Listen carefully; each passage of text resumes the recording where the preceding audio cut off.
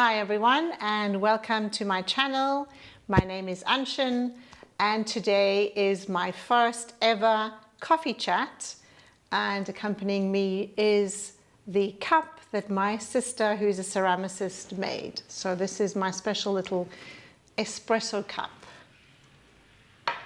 Right, so you're joining me in my living room. This is my living room and my favorite sofa where I like to have afternoon naps on the weekend.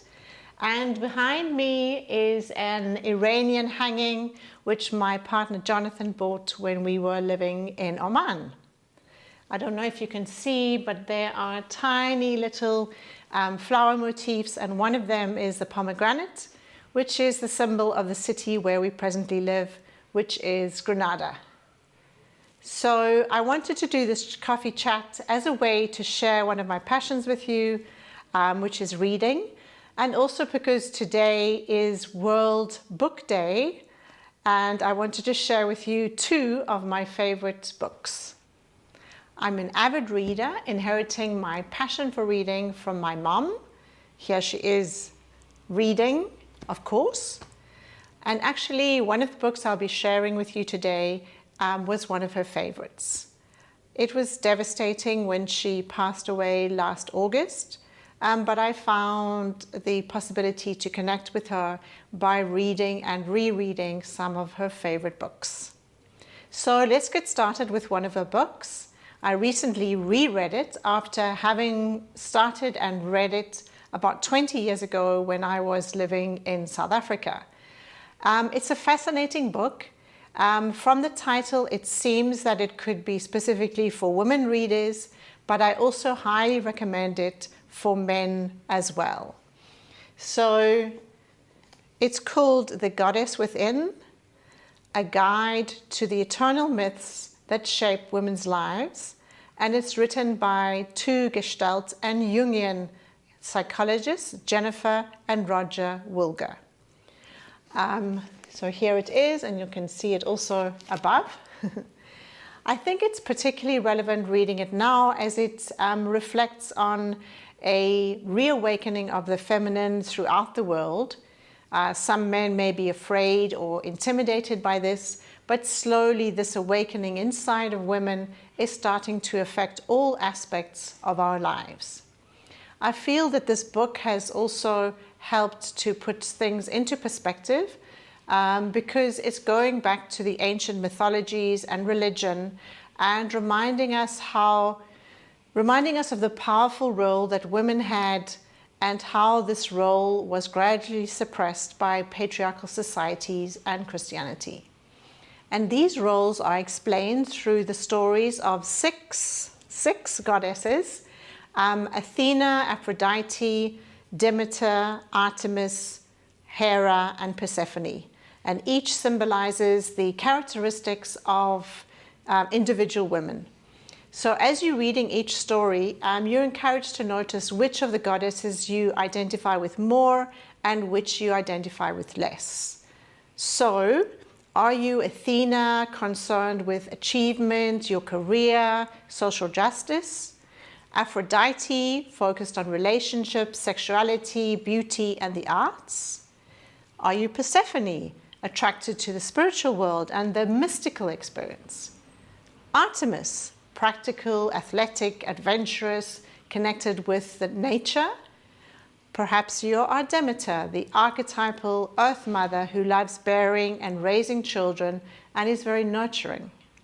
Or perhaps you are Hera, concerned with partnerships with men and issues of power.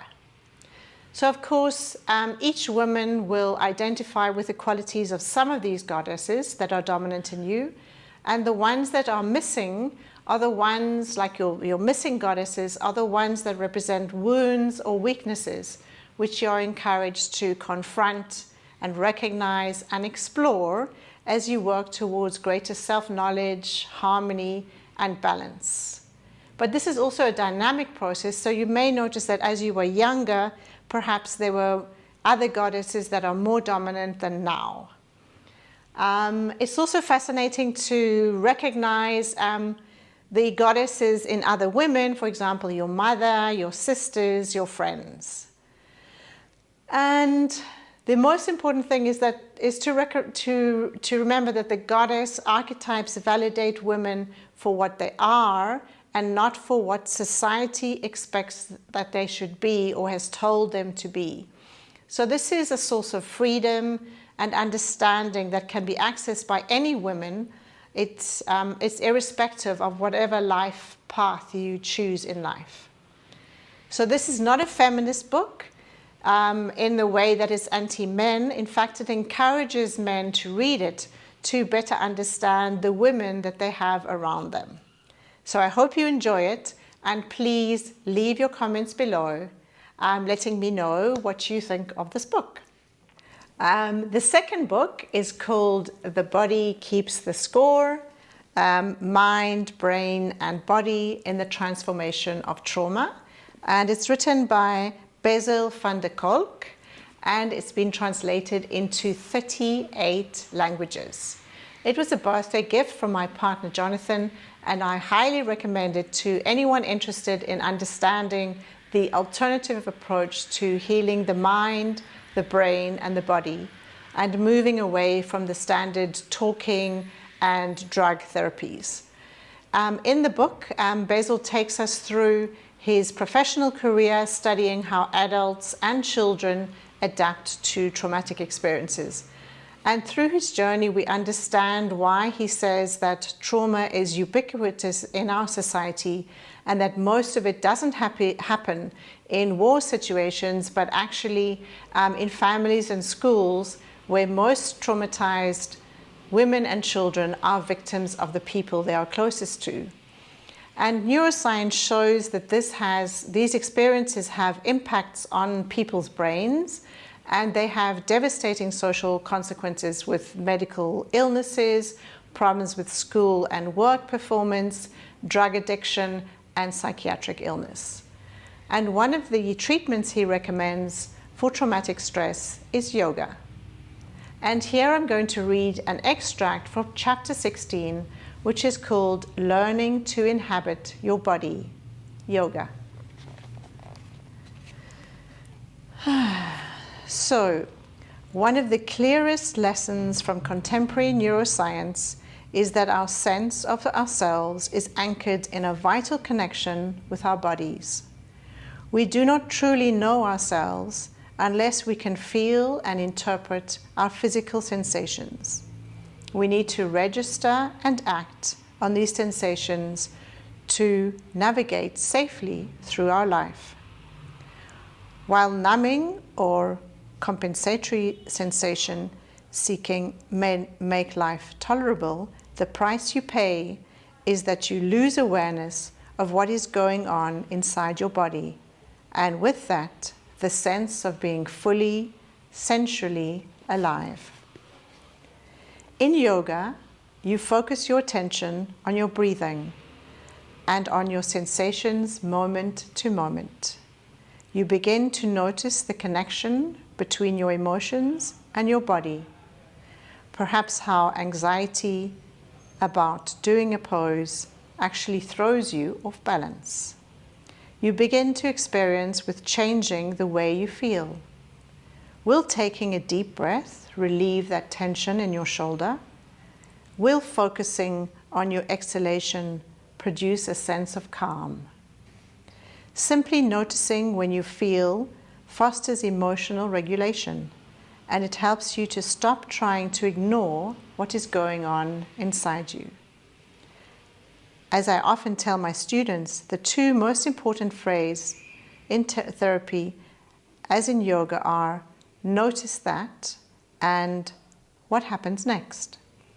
Once you start approaching your body with curiosity rather than fear, everything shifts.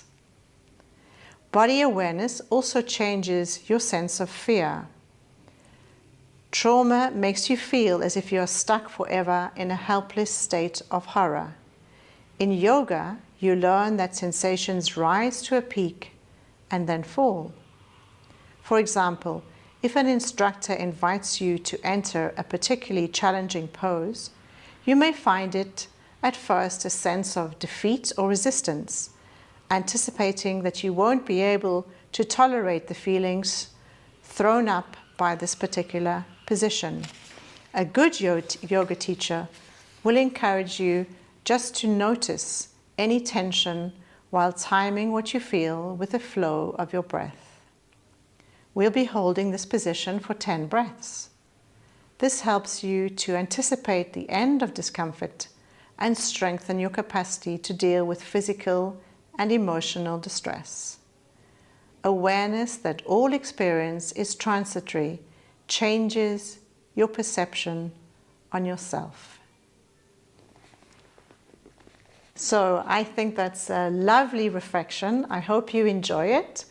I hope you enjoyed listening to my recommendations and my reflections on these two books, and that you're inspired to go out and buy both of them immediately.